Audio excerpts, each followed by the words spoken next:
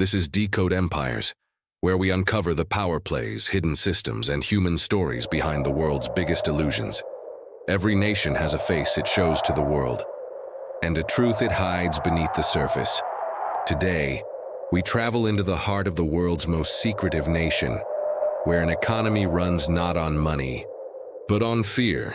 On the surface, North Korea looks unshakable: giant parades, glittering towers, soldiers marching in perfect rhythm, every movement choreographed to perfection. But if you look closer, behind the polished streets of Pyongyang, you find something else: empty shelves, silent villages, population surviving on grass, bark, and fear. While the regime builds nuclear weapons, millions of its people fight to find a single meal. And yet, the system doesn't collapse. Visual close-up of Kim Jong-un saluting, then crossfade to a starving farmer in a dry field. How can a country so poor still project such power? How does an economy without fuel, trade, or freedom still fund one of the world's largest armies? Beat. The truth is darker than you think, because North Korea's economy isn't just failing, it's engineered to fail. What you're about to see is not just a story of poverty, it's a story of power. A system where suffering is currency, loyalty is survival, and truth itself is the most dangerous commodity of all. Logo appears. In North Korea, power is not shared, it is engineered. Every coin, every crop, every line of code serves one single purpose: to sustain the absolute rule of the Kim family. At the very top of this pyramid sits the dynasty itself, the architects of an economy built not on profit, but on obedience. It began with Kim Il-sung, who created a system where loyalty was the only currency and devotion, the highest form of payment.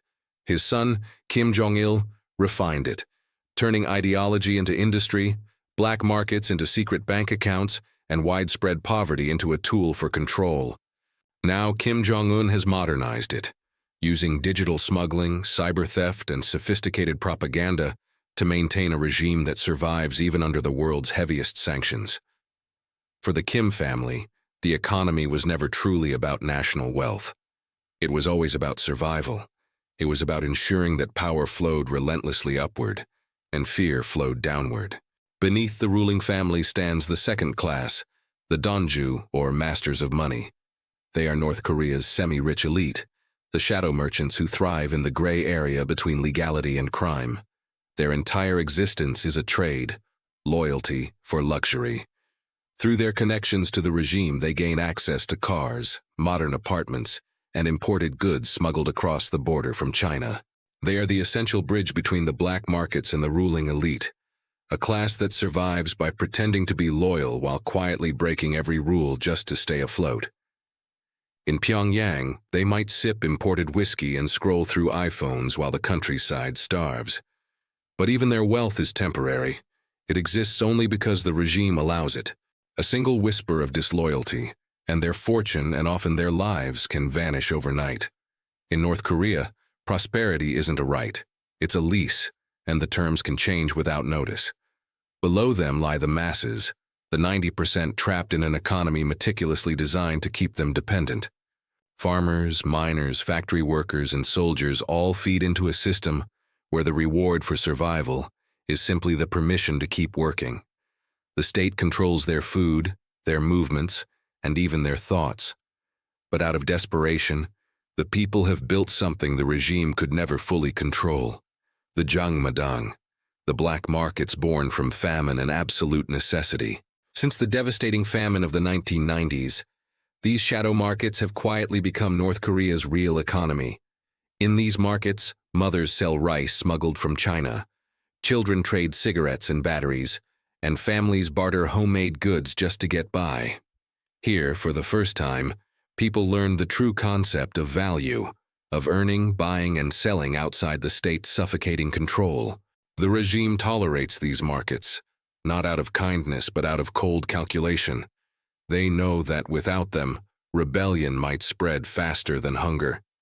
Every transaction, every bribe, every hidden deal sustains a delicate, tragic balance, feeding both the people and the very system that exploits them. It's a bizarre symbiosis. The underground economy keeps millions alive, but in doing so, it also helps keep the regime intact. As the world tightens its grip with sanctions, isolating North Korea from the global economy, the regime adapts. It turns to darker, more invisible methods of survival. North Korea's ruling elite have transformed sanctions evasion and smuggling into a form of statecraft. They export weapons to conflict zones in Africa and the Middle East. They operate meth labs and sophisticated counterfeit currency rings, all under government supervision.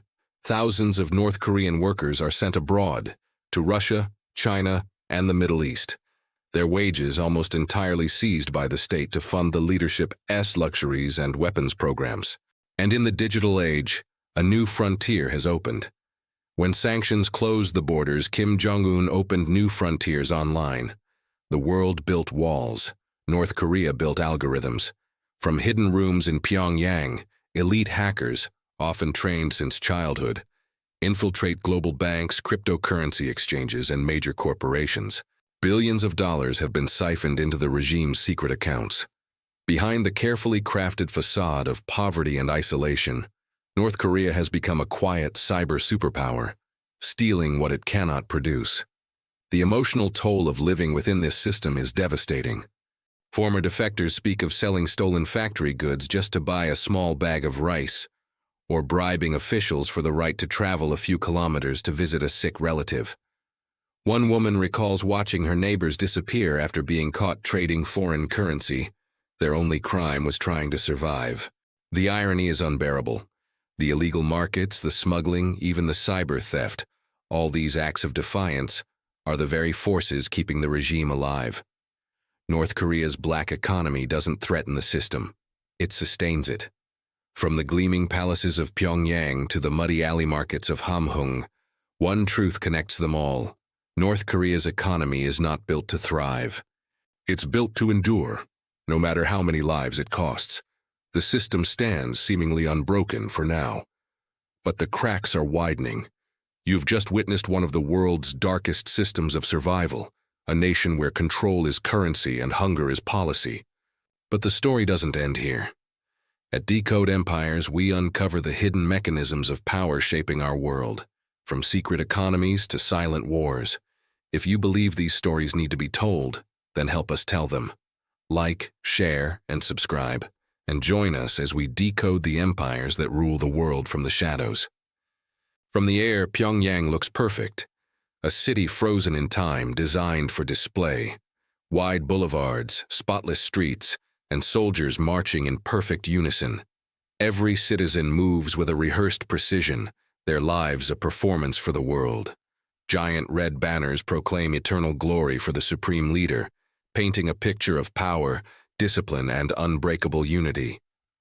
This is the North Korea the world is meant to see. But as we drift away from the capital, the illusion begins to fade. Grand avenues turn into dirt roads. Gleaming towers give way to broken roofs. The sound of parades dissolves into an unsettling silence. Out here, in the countryside, time seems to stand still. Cracked fields stretch to the horizon, markets are empty, and people wander through the dust, their faces etched with hunger and a quiet endurance. The celebration of Pyongyang is replaced by a haunting quiet, broken only by the wind. On the surface, it looks like order, discipline, power. But beneath the shining towers and smiling parades lies a nation built on survival and fear. A country where official numbers are lies and poverty is weaponized.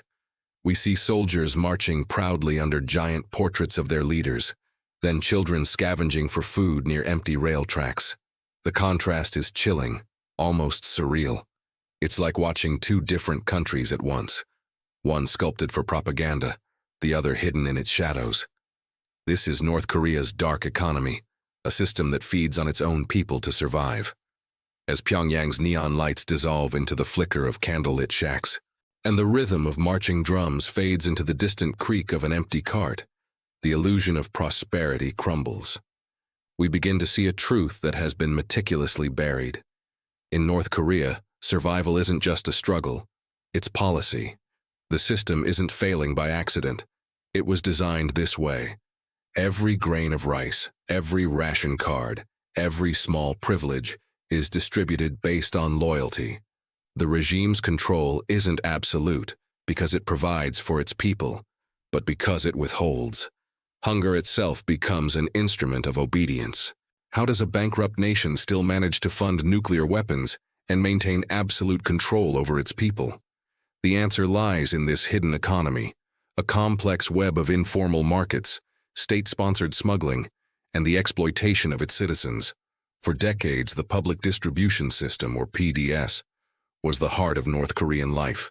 It was the state's promise to feed its people. From the 1950s, every citizen was registered, and every mouthful of food was allocated by the government. Your job, your social status, and your loyalty determined how much your family received. For a time, it worked. The state was the sole provider, the ultimate authority. Loyalty meant survival. But in the 1990s, the system collapsed. The fall of the Soviet Union cut off crucial aid, and a series of devastating floods and famines, known as the Arduous March, pushed the country to the brink. The PDS failed and the state's promise was broken. Hundreds of thousands, perhaps millions, starved. The government could no longer feed its people. It was at this moment of desperation that something unexpected happened. The people began to feed themselves. Out of the ashes of the famine, the Jangmadang, the black markets, were born. These weren't just small, illegal stalls.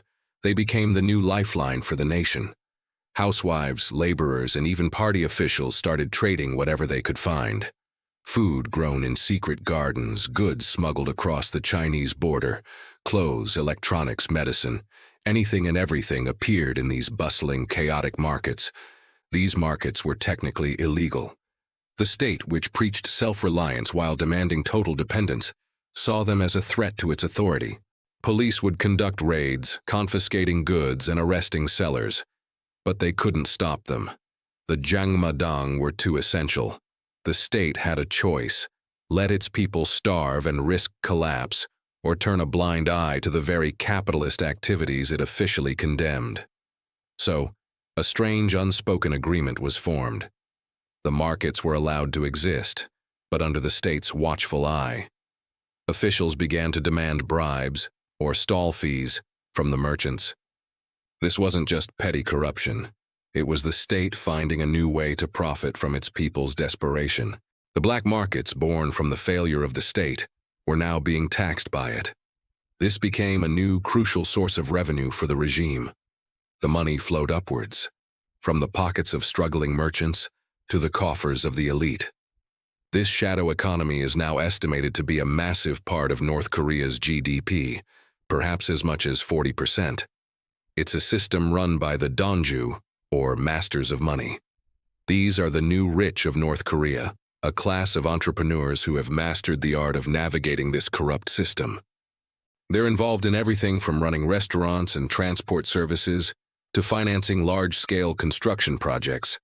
They work hand in hand with state officials, sharing profits and securing protection. Think about that for a moment. A supposedly communist state is now home to a thriving, cutthroat class of capitalists who operate with the blessing of the party elite. The Donju are the ones funding the new high-rise apartments in Pyongyang, the ski resorts, and the water parks, the very symbols of prosperity the regime shows off to the world. They are the engine of North Korea's strange hybrid economy. But where does all this money actually go? A significant portion lines the pockets of the elite, funding their lavish lifestyles. We've all seen the images: luxury cars, imported goods, and extravagant parties, all existing in a country where millions live on the edge of starvation.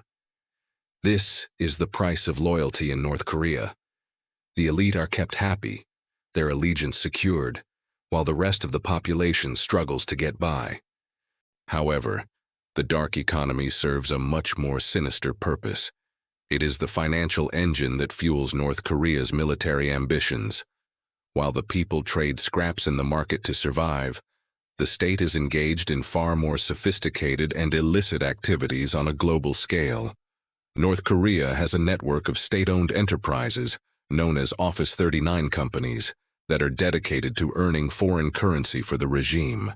These operations are shrouded in secrecy and include everything from exporting seafood and textiles to illegal activities like drug trafficking, currency counterfeiting, and arms sales.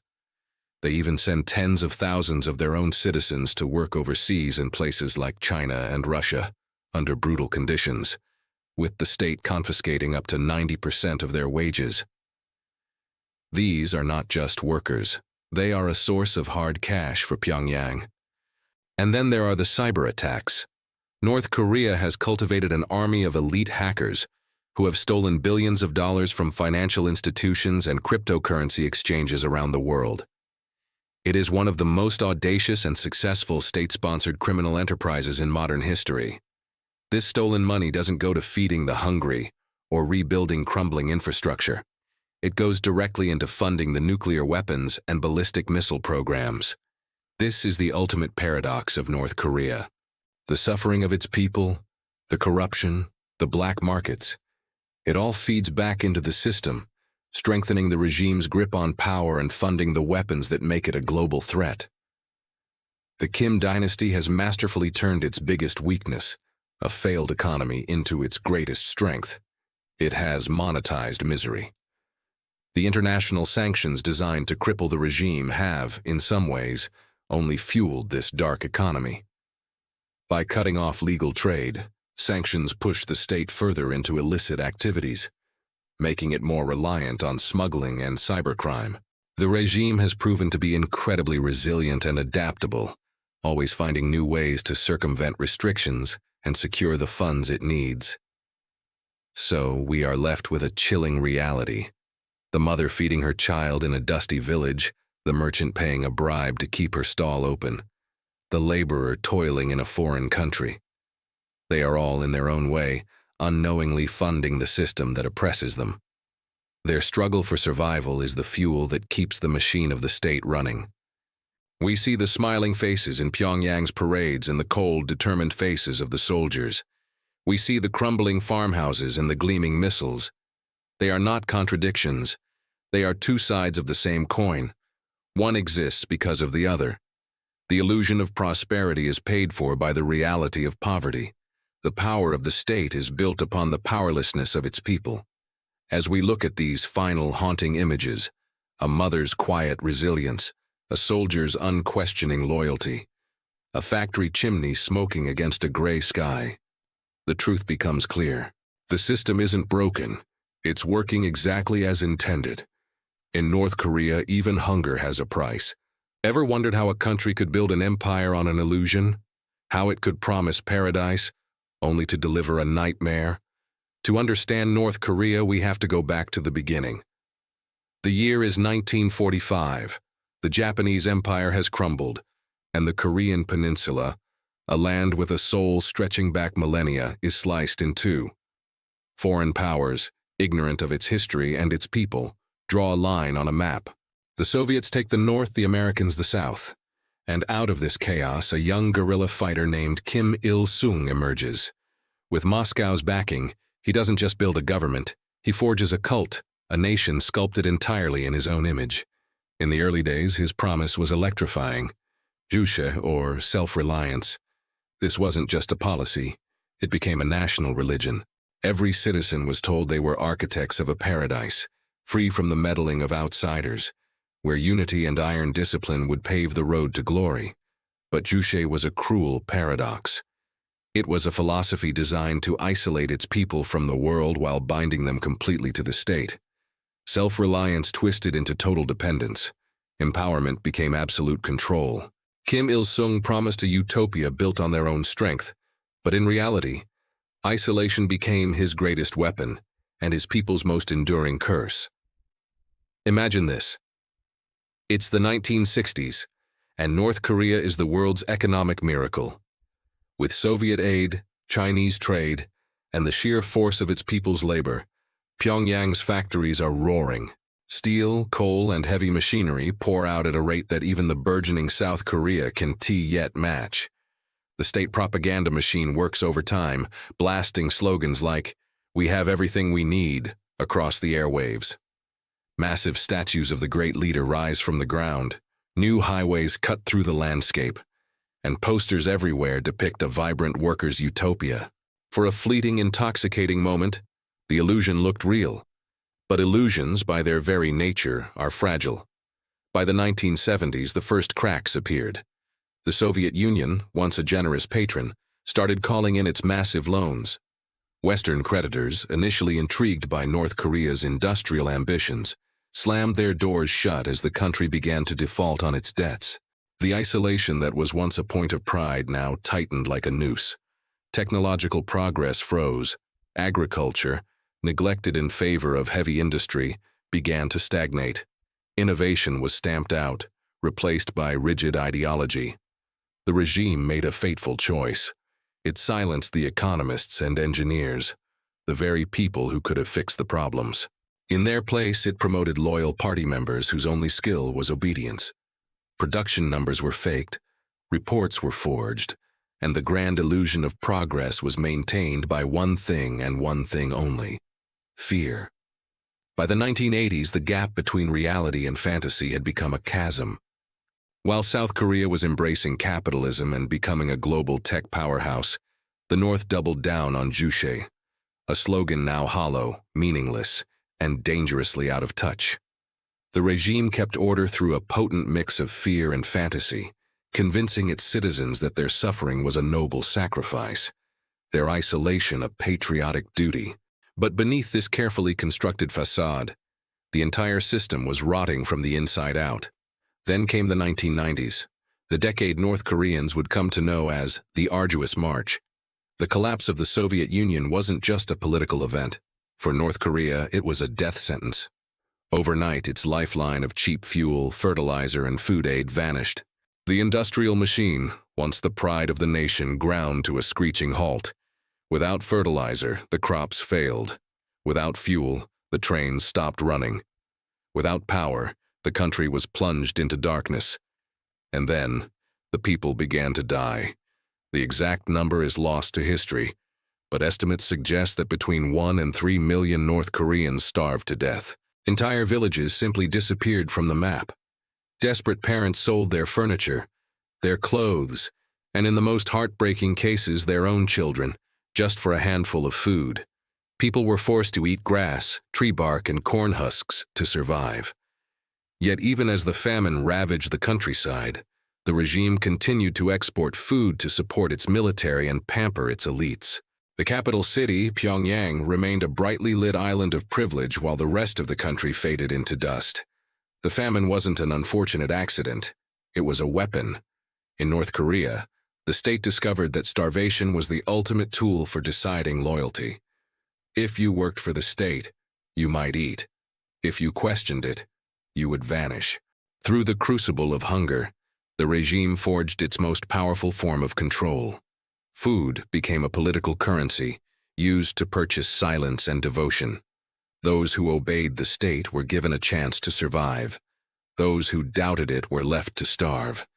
Fear became the bedrock of the entire economy. From the outside, the world watched, paralyzed, unsure whether to intervene or to look away. But inside North Korea, a new, darker system was solidifying. A society where the state controlled every calorie, every breath, and every last flicker of hope.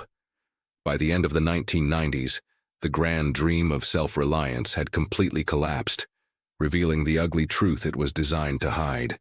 A system built not on strength, but on systemic dependency, an illusion masking profound decay. And yet, against all odds, the regime survived. This raises a crucial question. Who actually benefits from this brutal system of control? How do they keep it alive when, by all logic, the country should have collapsed decades ago? The answer lingers like smoke over those barren fields, a question that leads us to the next shocking revelation. The secret hierarchy, the hidden elite, that profits from this empire of hunger.